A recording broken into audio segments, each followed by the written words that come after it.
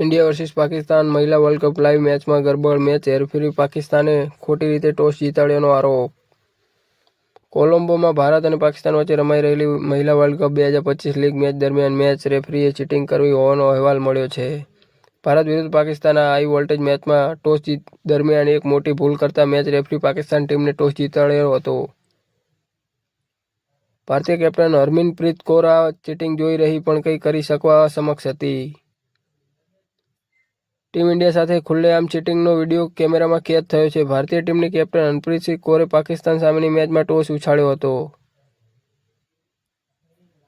પાકિસ્તાનની captain હાફિઝા સલમાને tales માંગ્યો હતો. આ પછી મેચ રેફરીએ સાન્ડ, સ્ટ્રીપ અને ટોપ સ્પેન્ડરની મેલ જોન્સ કહ્યું, "હેડ ઇઝ ધ ટોલ કોલ અને ટેસ્ટ આવ્યો." આમ પાકિસ્તાન કેપ્ટન ટેસ માંગ્યો હોવા છતાં મેચ રેફરીએ હેડ્સ કહી પાકિસ્તાને ટોસ જીતાડ્યો હતો.